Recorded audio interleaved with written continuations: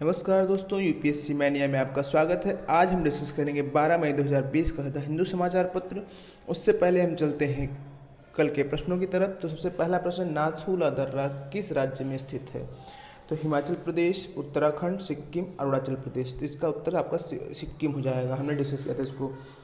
Collegium व्यवस्था के संबंध में निम्न कथनों पर विचार करें। उच्चतम न्यायालय तथा उच्च न्यायालय के न्यायाधीशों की नियुक्ति राष्ट्रपति करता है। बिल्कुल राष्ट्रपति करते हैं, हमने डिस्कस किया था। इनकी नियुक्ति कोलेजियम व्यवस्था के अंतर्गत होती है, ये भी सही है। राष्ट्रपति पर कोलेजियम का सुझाव बाध्य नहीं होता है, तो ये गलत है, क्योंकि सेकंड जजेज केस जो 1993 में आया था और थर्ड जजेज केस 1998 में आया था, उसमें सुप्रीम कोर्ट ने पुष्टि की थी कि राष्ट्रपति पर कोलेजियम का सुझाव बाध्य होगा, उसको राष्ट्रपति मानेंगे। तो आपका कौन सा इसमें 1 और 2 सही होता है, यानी बी ऑप्शन सही होता है। काला पानी सीमा विवाद किस देश से संबंधित है? तो काला पानी सीमा विवाद आपका इंडिया और नेपाल से संबंधित है, हमने डिस्कस किया था कल इसको। टोडा जनजाति किस राज्य से संबंधित है? टोडा जनजाति आपकी केरल से संबंधित है। ये आपका पश्चिमी घाट में नीलगिरी माउंटेन्स पे रहती है। ये चीज़ आपको जो है, ये थी हमारे कल के प्रश्न। अब हम चलेंगे आज के समाचार पत्र की तरफ। सबसे पहली न्यूज़ है, Modi ask states to prepare for ramping up economic activity. तो जो प्रधानमंत्री जी जो हमारे हैं, वो सीएम से जो ऑनलाइन मीटिंग में उन्होंने बात की है, राज्यों को सुझाव दिया है कि आप सभी लोग आर्थिक गतिविधियों को प्रारंभ करिए, क्योंकि एक सत्य हमको स्वीकार करना पड़ेगा कि अब हमको इस कोरोना से लड़ते हुए भी अपनी सामान्य अन्य व्यवस्थाओं को ध्यान रखना पड़ेगा, क्योंकि एक पहलू पर लड़ाई नहीं हो सकती है। अगली न्यूज है, India adds 4213 cases in highest single day rise. तो कल 4213 केसेज आए थे, जो अभी तक के सबसे ज़्यादा केस है, ये बात बोली जा रही है। Supreme Court sets a panel to look into Jammu and Kashmir internet curbs. तो जम्मू एंड कश्मीर में, जैसे कि आप समझ रहे हैं, जब से उसका 5 अगस्त से जब से आर्टिकल 370 को जो है ख़त्म किया गया, उसके बाद से ही आप वहाँ पर इंटरनेट 2G इंटरनेट अभी तक केवल चल रहा है। अभी 4G इंटरनेट सर्विसेज नहीं स्टार्ट हुई हैं। तो कई लोगों ने उसमें मांग की है, वहाँ के एक्टिविस्ट ने और सबने, कि जो है उसको 4G इंटरनेट सर्विसेज चालू कर दी जाए। तो हम देखेंगे यहाँ पर सुप्रीम कोर्ट यहाँ पर क्यों कह रहा है, क्योंकि सुप्रीम कोर्ट जो है कह चुका है पहले भी अपने केसेस में कि जो राइट टू यूज़ इंटरनेट है, ये एक फंडामेंटल राइट है, ये एक मौलिक अधिकार है, इंटरनेट प्रयोग करने का अधिकार। जैसे कि आपका आता है अनुच्छेद 19(1)(a) में आता है कि freedom of speech and expression, व अपनी अभिव्यक्ति की स्वतंत्रता। अभिव्यक्ति आप किसके माध्यम से करते हैं? इंटरनेट के माध्यम से, अपने फेसबुक के, सोशल मीडिया के माध्यम से अपनी अभिव्यक्त करते हैं ना। तो राइट टू यूज इंटरनेट, उसके अंतर्गत आपको फंडामेंटल राइट कहा जाएगा। और आर्टिकल 21 जो है, अनुच्छेद 21, राइट टू लाइफ, जीवन जीने का अधिकार। जीवन जीने का अधिकार केवल मतलब ये नहीं होता है कि आप सांसें ले रहे हैं। जीने का अधिकार मतलब है एक डिग्निफाइड लाइफ, एक जो है शानदार जीवन। शानदार जीवन के लिए इंटरनेट का कितना महत्व है आज के युग में, आप इससे कोई बताने की आवश्यकता नहीं है। तो इस प्रकार जो इंटरनेट है, राइट टू यूज इंटरनेट है, सुप्रीम कोर्ट ने पहले भी केसेस में कह दिया है कि right to use internet is a fundamental right for all of us. तो अभी इसको जो जम्मू कश्मीर में इंटरनेट 2G फैसिलिटी है, तो उस पर सुप्रीम कोर्ट ने निर्णय सुनाएगी, ये चीज़ बात कहा है, एक पैनल का गठन किया है। अगली न्यूज़ है आपकी, ये हमारी लोकल न्यूज़ है। हम अगली न्यूज़ की तरफ चलते हैं।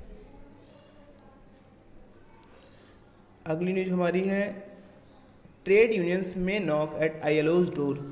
तो जो ट्रेड यूनियंस हैं, वो इंटरनेशनल लेबर ऑर्गेनाइजेशन, अंतर्राष्ट्रीय श्रम संगठन के दरवाजे खटखटाएंगे। किस लिए खटखटाएंगे हम देखेंगे।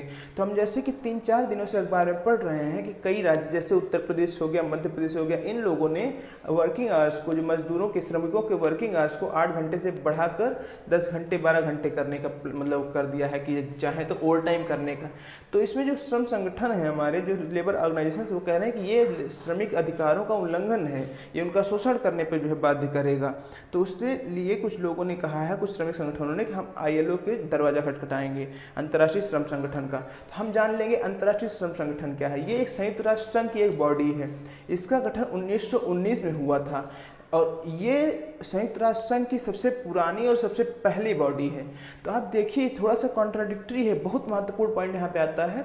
अपना आपका जो है, जो संयुक्त राष्ट्र संघ है, इसका स्वयं उत्पत्ति द्वितीय विश्व युद्ध के बाद हुई है, लेकिन जो ILO है, इसका उत्पत्ति 1919 में हुई है। 1919 में लीग ऑफ नेशंस की स्थापना हुई थी, जो बाद में डिजॉल्व हो गई, और उसके बाद संयुक्त राष्ट्र संघ की स्थापना हुई। तो लेकिन लीग ऑफ नेशंस डिजॉल्व हो गई, लेकिन लीग ऑफ नेशंस की एक बॉडी थी, अंतर्राष्ट्रीय श्रम संगठन, वही बॉडी कंटिन्यू रही, और उसको बाद में संयुक्त राष्ट्र संघ ने अडॉप्ट कर लिया। तो सबसे पहली बॉडी है संयुक्त राष्ट्र संघ की, और संयुक्त राष्ट्र संघ के जन्म से पहले इसका जन्म हुआ था, 1919 में इसका जन्म हुआ था। ये चीज़ आपको ध्यान देने की आवश्यकता है, बहुत ही महत्वपूर्ण प्रश्न यहाँ से बन सकता है। अगला प्रश्न है, Nepal summons Indian envoy over border रो।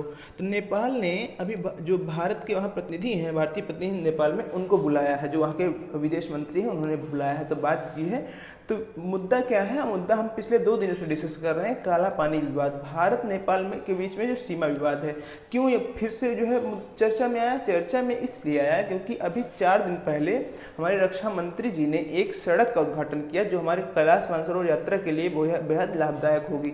वो लिपू लेक दर्रे से होते हुए काला पानी क्षेत्र से होकर जाती है। तो इसका आधार ये है, जब हम वहाँ पे सड़क बना रहे हैं तो मतलब हमारा है वो क्षेत्र और हम उस पर जो है अधिकार भी है हमारा। लेकिन नेपाल कहता है भारत ने गलत अधिकार किया है, ये हमारे अधिकार क्षेत्र में आता है। तो इसी पर विवाद पर वहाँ के नेपाल के जो विदेश मंत्री हैं उन्होंने भारत के प्रतिनिधि को बुलाया। ये बात थी। Right to religion, Supreme Court explains reference to a larger bench.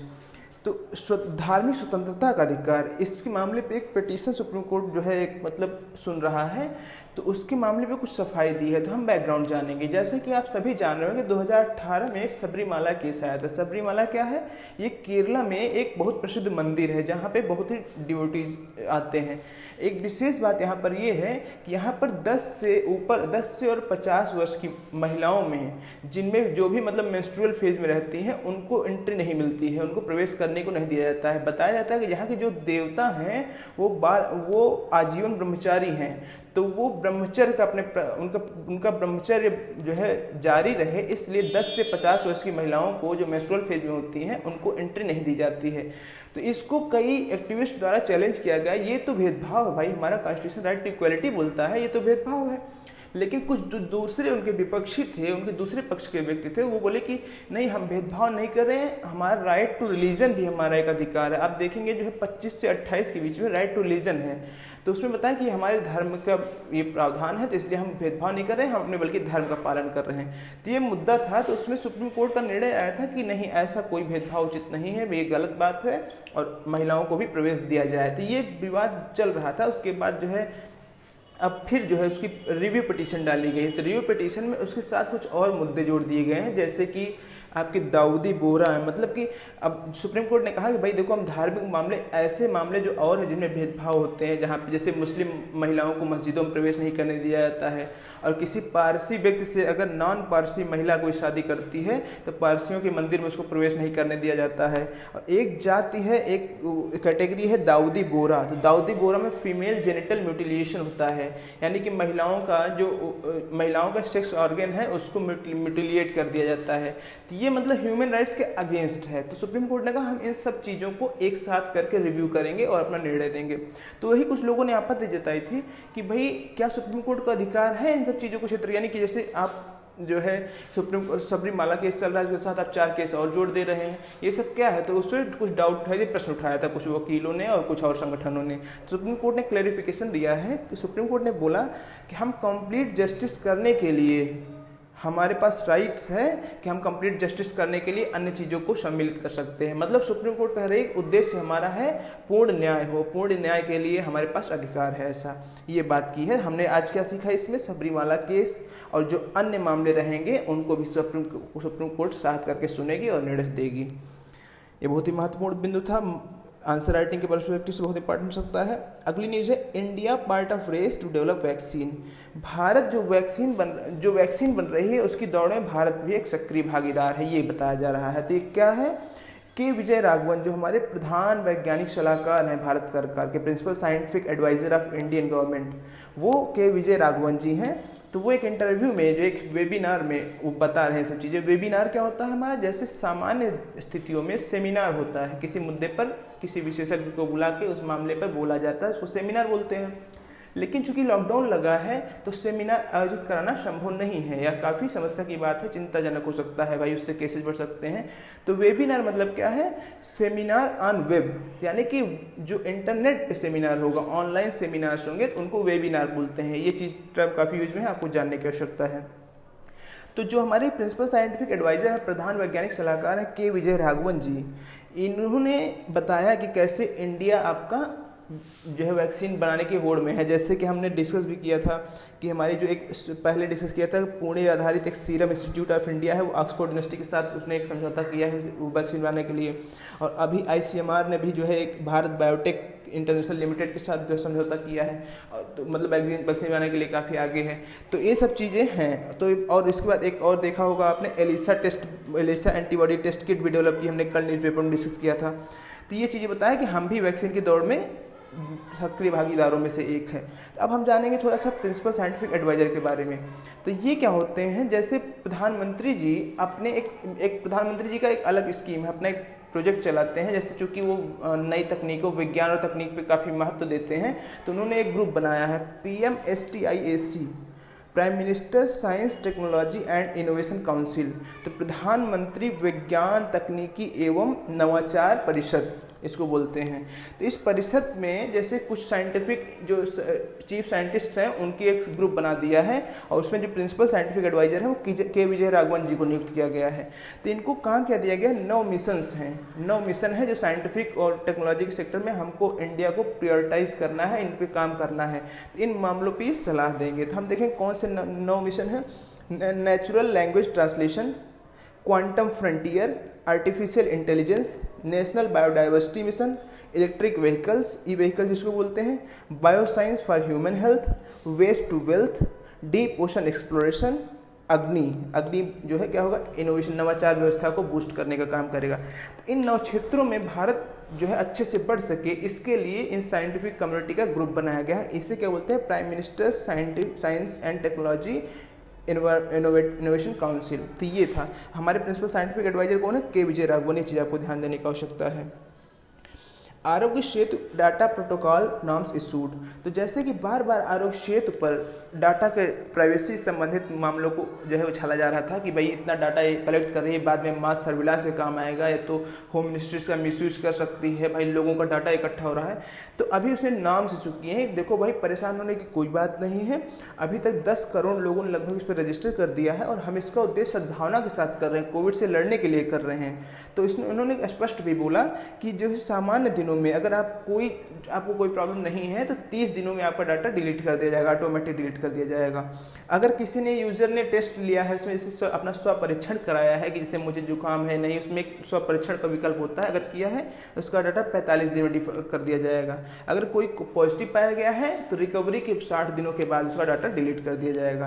तो ये उन्होंने बताया कि भाई हम डाटा रखेंगे नहीं आपको कोई चिंता की बात नहीं, आप लोग डाउनलोड करिए और इसमें जो है हमें सहयोग करिए। तो ये स्पष्ट किया है आरोग्य सेतु ने। अगली न्यूज है nominations for Gandhi prize extended.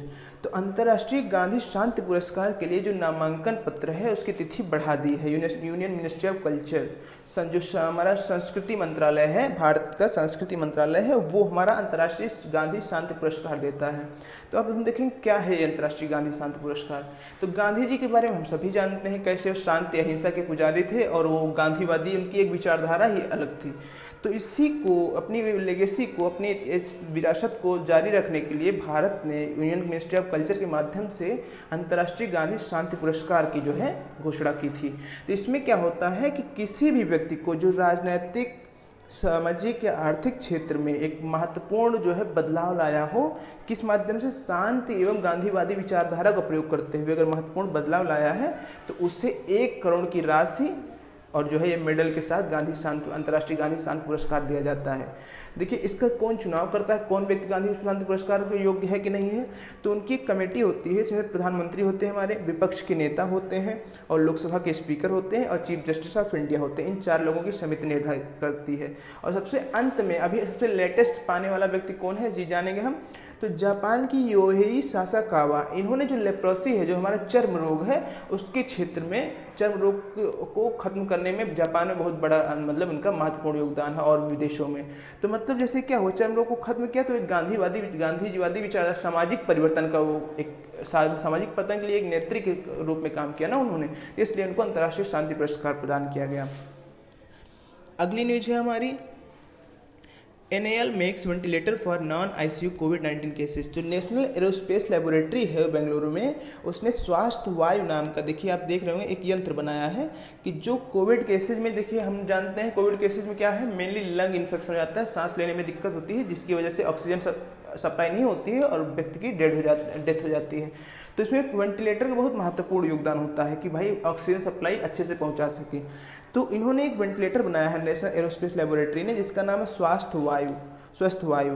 तो अगर जैसे कोविड पेशेंट है वो मिडिल स्टेज में है, यानी मॉडरेट स्टेज, बहुत ज़्यादा क्रिटिकल नहीं है, अगर उसे मतलब मॉडरेट स्टेज में है तो उसको ये हेल्प कर सकता है। तो ये हमारा वेंटिलेटर है एक स्वस्थ वायु नाम का। Tharoor slams proposed EIA notification. तो हमने जैसे डिस्कस किया था, एनवायरमेंट इम्पैक्ट असेसमेंट होता है, किस लिए होता है, हमने डिस्कस किया था एनवायरमेंट प्रोटेक्शन एक्ट 1986 के अंतर्गत यदि एक प्रावधान है, यदि कोई नया प्रोजेक्ट या कोई नई कार्यक्रम या कोई नई फैक्ट्री कुछ भी जो है बनाई जा रही है, तो उससे देखा जाएगा, पहले इसको एक जो है नो ऑब्जेक्शन सर्टिफिकेट लेना पड़ेगा एनवायरमेंट मिनिस्ट्री से कि भाई इससे पर्यावरण को कोई क्षति नहीं होगी, या फिर जो है न हम पेड़ों को नहीं काट रहे हैं, पर्यावरण पर कोई प्रभाव नहीं होगा। तो ये इसके लिए गाइडलाइन होती है, एनवायरमेंट इम्पैक्ट असेसमेंट उसे बोलते हैं। तो उसके लिए अभी वो क्या है, 2006 की गाइडलाइन पे हमारा एनवायरमेंट इम्पैक्ट असेसमेंट होता है। तो सरकार ने इसको नवीकरण करने के लिए प्रावधान लाया है कि 2020 में नई गाइडलाइन जारी होंगी, क्योंकि भाई इतना समय बीत गया है, नए नए मानक आ चुके हैं। तो इसका जो शशि थरूर है, कांग्रेस के नेता है, उन्होंने जो है विरोध किया कि ये उचित समय नहीं है और ये जो है, तो मतलब ये चीज बात की है ना। अब अगली न्यूज हमारी है अंतर्राष्ट्रीय जगत से। इसमें सबसे देखिए एक महत्वपूर्ण न्यूज आई है, 19 killed as Iranian warships is hit by missile in training accident. तो एक जानते हैं कि ईरान और USA में टेंशन पिछले साल से चल रही है, हम जान रहे हैं। तो वहाँ पर पर्शियन गल्फ, फारस की खाड़ी क्षेत्र में और ओमान की खाड़ी क्षेत्र में, यानी आप ईरान, अभी हम मानचित्र को देखते हैं, मानचित्र की तरफ पहले चलते हैं। तो मानचित्र हमारा ये, जैसे ये देखिए आप, ये फारस की खाड़ी है, ये ओमान की खाड़ी है, ये अरब सागर है। तो यहाँ पे ईरान है, देखिए ये ईरान है। तो USA इस क्षेत्र में अरब सागर में भी रहता है। तो यहाँ पर ईरान ने अपनी गतिविधि बढ़ा दी है, यानी कि USA के शिप्स ना आए, USA अटैक ना करे, ये सब चीज़ें। तो वहाँ पे ये लोग ओमान की खाड़ी में एक मतलब अपना ट्रेनिंग एक्सरसाइज कर रहे थे। तो हुआ ऐसा कि जो है आपका ओमान की खाड़ी में लोग एक्सरसाइज कर रहे थे, अपने एक दूसरे को ही जो है उन्होंने, यानी एक ईरान की जो शिप थी उसने अटैक किया और दूसरे शिप पर ही वो जाके हमला हुआ। तो मतलब आपस की शिप पर ही हमला कर दिया और 19 लोगों की जिससे मृत्यु हो गई। तो इसमें हमको जानने का आवश्यकता है, गल्फ ऑफ ओमान, ओमान की खाड़ी कहाँ है, और हार्मुज स्ट्रेट ऑफ हार्मुज जलसंधि कहाँ है। तो हार्मुज जलसंधि हमने देखा था वहीं पर थी। अभी जो गल्फ ऑफ ओमान और गल्फ ऑफ पर्शिया, यानी फारस की खाड़ी और ओमान की खाड़ी के मध्य जो है हार्मुज जलसंधि, ये चीज़ आपको जानने की आवश्यकता है। With oil prices crash and covid Saudi Arab confronts double crisis. तो जैसे बता रहे हैं इसमें कि जो हमारे तेल के दाम है उनमें काफ़ी गिरावट आई है, और जो कोविड-19 की समस्या बढ़ती जा रही है, तो सऊदी अरब काफ़ी इससे प्रभावित हुआ है। सऊदी अरब की 87% जो आर्थिक आय है वो तेल के व्यापार से आती है। और आप भी जान रहे हैं तेल का व्यापार इस समय, भाई जब इकोनॉमिक एक्टिविटीज सब बंद हुई हैं तो तेल का लोग निर्यात आयात कम कर रहे हैं, और उसके बाद तेल के दाम भी बहुत गिर गए हैं, बहुत ही ज़्यादा गिर गए हैं। तो उसकी आय का स्रोत कम हो चुका है और समस्याएं बढ़ती जा रही है। कोविड-19 सिचुएशन डबल क्राइसिस में है सऊदी अरब, ये बात बताई जा रही है। अगली न्यूज है, mandis linked to e platform see 65% rise in count post lockdown. तो जो मंडी है वो ई प्लेटफॉर्म से, अब हम, ये बहुत ही इंपॉर्टेंट डिस्कशन है, आपको ये चीज़ ध्यान देना है इस न्यूज़ को खास करके। एक हमारा प्लेटफॉर्म है, ऑनलाइन प्लेटफॉर्म ई नाम, यानी इलेक्ट्रॉनिक नेशनल एग्रीकल्चर मार्केट, ई नाम उसे बोलते हैं, यानी राष्ट्रीय कृषि मार्केट।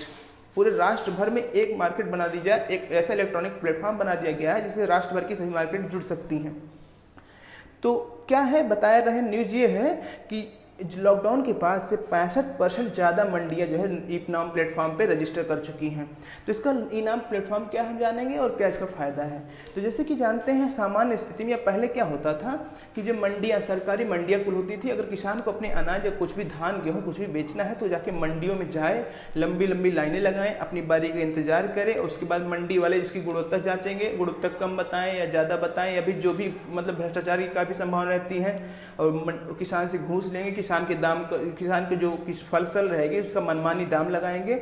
तो इससे किसान को समस्या भी होती थी, कई दिन भी उसको व्यतीत करना पड़ता था, कभी कभी उसकी लो क्वालिटी बता के उसका दाम भी उचित नहीं मिलता था, तो काफ़ी समस्याएं थी। तो उसको बदलने के लिए, इसमें थोड़ा सुधार लाने के लिए एक जो है स्कीम आई, इनाम स्कीम आई। इनाम मतलब इलेक्ट्रॉनिक नेशनल एग्रीकल्चर मार्केट, यानी कि एक इलेक्ट्रॉनिक प्लेटफॉर्म रहेगा जिसमें सारी मंडियां रजिस्टर कर देंगी, जो सरकारी मंडियां सारी रजिस्टर कर देंगी, और उसके बाद किसान भी जाएंगे तो किसान भी अपना जैसे उसी प्रोडक्ट पे अपना ऑनलाइन प्लेटफॉर्म पे ही अपना प्रोडक्ट बता देंगे हमारे पास इतना ये चीज़ है, तो किसान विक्रेता हो गया। अगर कोई खरीदना चाहता है तो वो उसी प्लेटफॉर्म पे आके बोलेगा भाई हाँ ये मुझे चाहिए, मुझे 20 किलो गेहूँ चाहिए, आप दे दो हमें, या 20 क्विंटल या 20,000 क्विंटल चाहिए। तो किसान और जो खरीदार है दोनों के बीच में ये कड़ी का काम करेगा, तो इससे काफ़ी सुलभता आएगी। अब लॉकडाउन हुआ तो आप भी जान रहे हैं जैसे फिजिकल कांटेक्ट करने से लोग बच रहे हैं, भाई संभावनाएं संक्रमण की है, तो उस समय में इनाम का महत्व और बढ़ चुका है। तो इनाम में इसीलिए 65% और मंडियां जुड़ चुकी हैं। अभी लॉकडाउन के पहले 585 मंडियां इनाम में रजिस्टर थी, अब उसके बाद दो क्रम में, एक बार 200 फिर 177, यानी लगभग 377 मंडियां और जुड़ चुकी हैं। अब आपका कितना हो गई मंडियां, लगभग आपका 900 950 मंडियां अभी इनाम में हो चुकी हैं। तो ये चीज़ आपको जानने की आवश्यकता थी। No increase in lease rental for ACJs. ACJ क्या होते हैं, स्पेशल इकोनॉमिक जोन, विशेष आर्थिक क्षेत्र। विशेष आर्थिक क्षेत्र किस लिए बनाए गए हैं कि जैसे एक क्षेत्र है उसमें कुछ इंफ्रास्ट्रक्चर डेवलप कर दिया गया, जैसे वहाँ पे सेक्टर्स डिवाइड, एक गवर्नमेंट ने एक जो है क्षेत्र, एक लैंड खरीदा, उसमें रोड बना दी, लाइट विद्युत की व्यवस्था, पानी की व्यवस्था, सारी बेसिक सुविधाएं उपलब्ध करा दी, और कुछ फैक्ट्री मतलब कुछ उसमें बिल्डिंग्स या वेयर हाउसेज बना दिए, गोदाम बना दिए। अब कहा कि कोई अगर मान लीजिए अपनी फैक्ट्री या कुछ भी लगाना चाहता है तो हमने वहाँ पे सारी व्यवस्था कर दी, आप जाइए अपनी फैक्ट्री खोल दीजिए। तो ये एक तरह समझ लीजिए कि मार्केट जैसे गवर्नमेंट बना देती है, जो भी कोई आर्थिक गतिविधि करना चाहे तो वहाँ पे रेंट पे अपना स्पेस लेके किराया दे हर महीने, और उसके बाद अपनी गतिविधि चालू कर सकता है। इसको आर्थिक विशेष आर्थिक जोन कहते हैं, ये स्पेशल इकोनॉमिक जोन्स होते हैं। तो इनमें जो रेंट दिया जाता है, गवर्नमेंट ने कहा है कि अभी कोई रेंट में हम इस साल इंक्रीज नहीं करेंगे। जैसे आप जानते हैं हर वर्ष इन्फ्लेशन होता है, तो आप देखें किराया बढ़ता है, लेकिन गवर्नमेंट ने कहा इस बार हम किराया नहीं बढ़ाएंगे। अगली news, time ripe for India to attract FDI says Sondhi. तो जो अशोक लेलैंड लिमिटेड है, एक जो है ट्रांसपोर्ट मैन्युफैक्चरिंग कंपनी है, तो उसने कहा है कि अभी एफडीआई के लिए बहुत उचित समय है। एफडीआई क्या है हमको जानने की आवश्यकता है, फॉरेन डायरेक्ट इन्वेस्टमेंट, प्रत्यक्ष विदेशी निवेश। जो भी हमारे विदेशी निवेश करता है वो यदि अगर डायरेक्टली आके इन्वेस्ट करते हैं हमारी जैसे फैक्ट्री बनाने में, जैसे कि कोई मान लीजिए सैमसंग एक मोबाइल कंपनी यहाँ पे स्थापित कर रही है तो वो एफडीआई है। मैंने बात किया निवेश दो प्रकार का होता है, FDI FII, foreign direct investment, foreign institutional investment. FDI क्या होता है, किसी भी कंपनी में यदि 10% से ज़्यादा शेयर में अगर इन्वेस्ट होती है तो वो एफडीआई हो गया। ये चीज़ हमने डिस्कस किया था। तो IPP seek liquidity window to clear dues. तो आईपीपी जो है इंडिपेंडेंट पावर प्रोड्यूसर, मतलब कौन, जो विद्युत उत्पादक करता है, जो विद्युत को उत्पादन करते हैं, वो कह रहे हैं कि जो हमारा पावर फाइनेंस कॉर्पोरेशन है, पावर फाइनेंस कॉर्पोरेशन क्या करता है, ये विद्युत जो है संबंधित क्षेत्रों के लिए लोन देता है विद्युत विकास के लिए। तो कह रहे हैं भाई जो पावर फाइनेंस कॉर्पोरेशन से इन्होंने अपील की है कि आप जो डिस्ट्रीब्यूटिंग कंपनीज हैं, पावर डिस्ट्रीब्यूटिंग कंपनी, जैसे आप समझिए कि एक होते हैं उत्पादककर्ता, एक होता है डिस्ट्रीब्यूटिंग कंपनी। जैसे मान लीजिए पावर, जैसे एनटीपीसी है विद्युत का उत्पादन करेगी, और रिलायंस ने कहा भाई आप हमको बिजली दे दो, हम बिजली बेचेंगे। तो डिस्ट्रीब्यूटिंग कंपनीज दूसरी होती हैं, पावर प्रोड्यूसिंग कंपनी दूसरी होती हैं। तो जो डिस्ट्रीब्यूटिंग कंपनी होती है वो पावर प्रोड्यूसिंग कंपनी से विद्युत खरीदती हैं, उसके बाद बेचती हैं। तो जो है विद्युत जो डिस्ट्रीब्यूटिंग कंपनी है डिस्कॉम्स हैं, वो खुद ही घाटे में हैं, तो इसलिए उनके पास पैसे कमी है और वो इसलिए प्रोड्यूसिंग कंपनीज को नहीं दे पा रहे। तो ये पावर इंडिपेंडेंट पावर प्रोड्यूसर्स ने पावर फाइनेंस कॉर्पोरेशन से अपील की है कि भाई ऐसा है आप थोड़ा पैसा कुछ उनको दे दो डिस्ट्रीब्यूटिंग कंपनी से, जिससे वो मेरा उधार चुकता कर सकें। तो ये न्यूज़ थी इससे रिलेटेड। अब हम चलेंगे आज के प्रश्नों की तरफ। इनके आधारित इनको आपको कमेंट बॉक्स में जवाब देना है। प्रश्न आपके कुछ इस प्रकार हैं।